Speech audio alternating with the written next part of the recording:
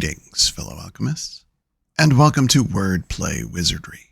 We've talked about some of the techniques that will help make you a better writer.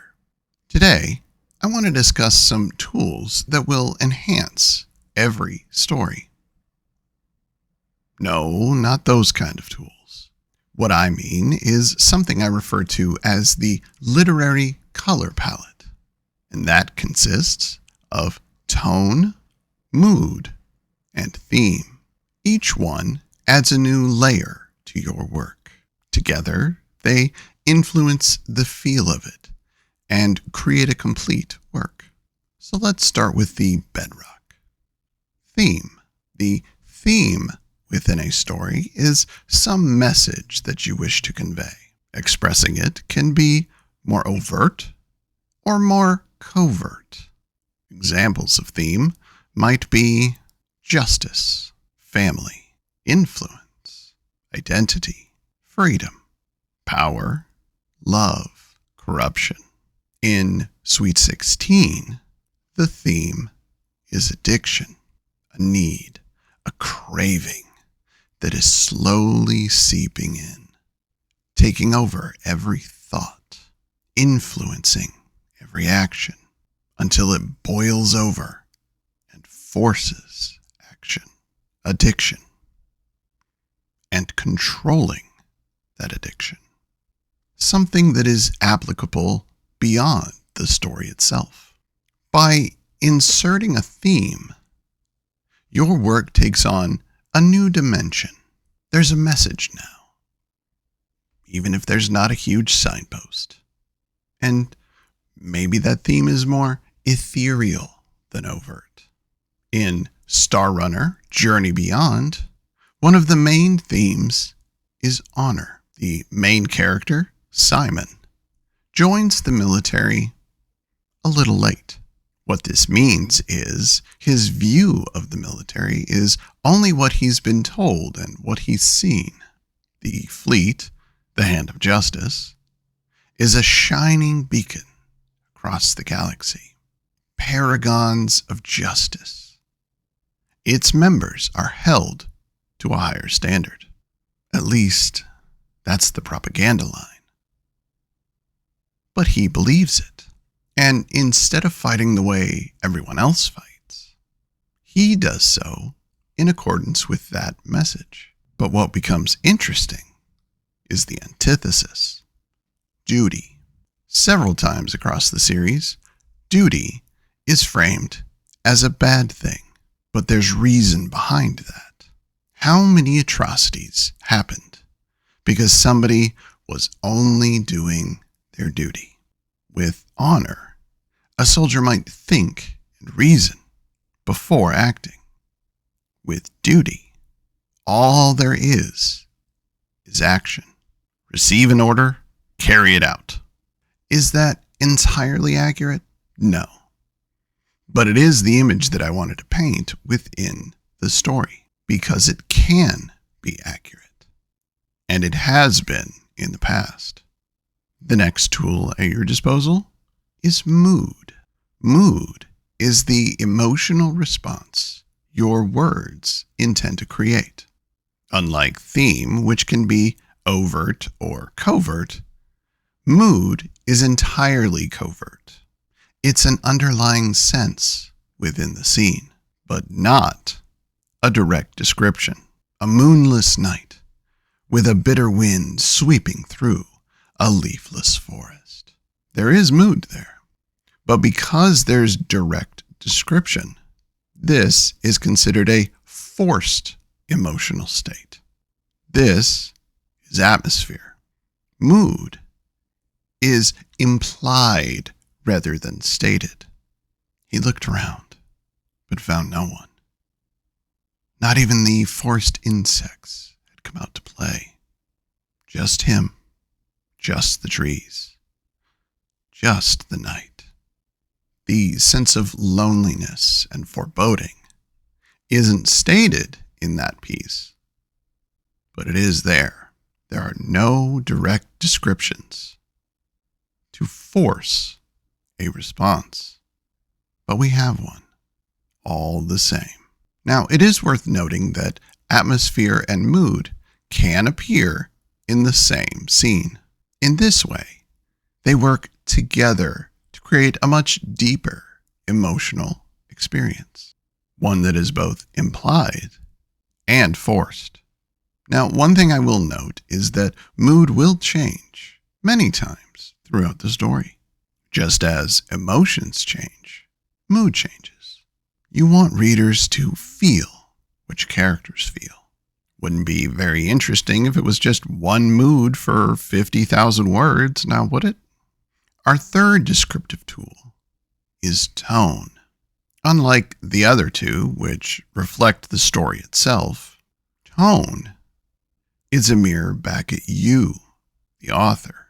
How do you feel about what you're describing? Now, here's the thing. This isn't an invitation to insert your own views into the work. Don't do that.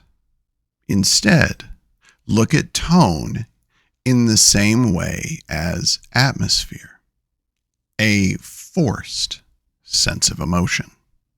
But instead of being a description of setting, it's a description of events. Very subtle difference. But what is the attitude that you want the narration to take on things that happen? Perhaps that's a better way of looking at it. It's the narrator's views on what happens and not the author's. But really, in third person, you're more the narrator than anything. Character emotion is one thing, but what about the reader? What emotion should they feel? And the narrator's tone influences that. Now, as I pointed out with mood, tone can change throughout the story. Every event, every moment evokes a different response. Even atmosphere changes. Theme is the only one to remain relatively steady, because the theme is a through line within your story. The others are adjectives that use more than one word. That's another key factor to all of this. Mood, tone, and even atmosphere rely more on the word choice than theme does. So, in order to express them properly, you'll need to expand your vocabulary or use a writing program that has a thesaurus built into it. But it's not just choosing a different word from a list. It's also knowing the emotional response to each of those words. Let me give you an example. Take a base word. Dislike. What's stronger? Hate. Even stronger? Maybe add a modifier. Oozed with loathing. How would someone express that? Would it be quiet or loudly? If it's loudly, perhaps they spew the most wretched bile. None of those words are hate. But you understood that was the underlying emotion. But what if they want to express it quietly? Then perhaps they growled out words through a smoldering inferno. Or just let that inferno burn through their eyes, expressed without words. There's always synonyms to words, and often those synonyms bring a new inflection. By knowing the difference between these feelings, you can influence the mood and the tone. What is the difference between rhapsodic and jubilant? Is there a different emotional response between ecstatic and joyous? In that instance, I would say ecstatic is more powerful or larger than joyous. As the author, it's your job to know this, because it's your job to influence this, to create those feelings. One thing that will help with this is something called an emotion wheel. Very easy to find. You can go online, look one up, and see for yourself. At the very core of the wheel, there are some base emotions: happy, sad, anger, fear, disgust, surprise. As the spokes extend away from that center, the words change and the meanings change. They become more intense the farther you get away from the center. Now, most wheel images you'll find have 2 layers outside the center, but I'd argue there's probably 3 or 4 layers outside that center. But it's up to you to figure out what's more intense than what's shown.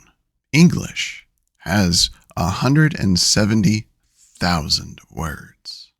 Only a few languages have more. On top of that, there's approximately 47,000 obsolete words. Unfortunately, the average vocabulary is only about 30,000 words. That means you likely have some homework to do. If you'd like to get ahead of the game in terms of your literary color palette, go learn some words. Create your own emotion wheel. Actually, wheels, plural. The first is standard, base emotions in the center, and 2 levels outside it, each more intense. If you'd like, mirror some of the ones I've seen, where the farthest spoke out, the farthest ring, has 2 options. So angry becomes frustrated, which then splits into irritated and infuriated. Your second wheel should start the same as the first, but go even deeper. Don't just stick to the words we know, or you know. Pull out a shovel and dig deep into a thesaurus. Find a word with such powerful meaning that that single word is all you need. That single word paints a masterpiece on a canvas. The instant you hear it, you know what it evokes. A whole world of emotion within its letters. Because at some point, you're going to need it. There will be a moment when regular words just don't cut it. The standard synonyms will fall woefully short. You'll know it, and so will your readers, which means it's your job to provide. The mood or tone may become so intense that hate no longer covers it. And look, there's no shame in having to look up words. There's no shame in not knowing, but there is shame in not learning. I use a thesaurus all the time. I am very thankful for it because sometimes the words that I know aren't enough. I need something else. I need something deeper. I need something that creates a very specific emotional response. And sometimes the words that I know just don't cut it. Because if you need to set the scene, if you need to lay out the emotion, do so. Don't go part way. Go all the way. Truly set it. Truly build that scene. For you fishermen out there, you need to set the hook. Of course, if you don't know the reference, this won't be the only time I use it. I'll describe it in full later. Just know setting the hook secures the fish on the line. As a writer, the words you choose need to do the same thing. They need to secure the audience into wanting to read, into compelling them to read. They need to hook your reader and keep them locked in. If you look across social media and the internet, you'll likely see some memes about reading, staying up late to finish a chapter. I'm sure you know the ones that I've seen. These memes exist because stories have the capacity to capture our attention. They hook us into turning the next page, and the next, and the next, and the next. And a fast way of doing this is through a compelling tone, mood, and theme. By using intense or flowery language, as it was once called to me, readers will want to read more. They'll be drawn into the imagery, to the emotion, to the characters, to the scenes, to the action. But the story itself is not enough to do this. not alone. So, you need to add some flavor, some color. You need to add in something that reaches off the page and grabs them. Set the mood. Drop in the right atmosphere. Layer in a tone. Paint such a vivid picture that your readers cannot help but put themselves inside the pages of your story.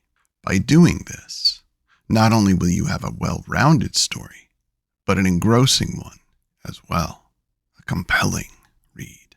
And you do that with these tools. Now, not every word has to add to the tone or the mood. It's up to you how to properly serve those things, when to add them, and when to focus on the story itself. But perhaps that balance is best saved for another video. Thank you so much for tuning in. As always, if you'd like to see me expand on something we've discussed, leave a comment below. Don't forget to like and subscribe. And if you're enjoying what you watch, leave a comment. Until next time, fellow alchemists, take care.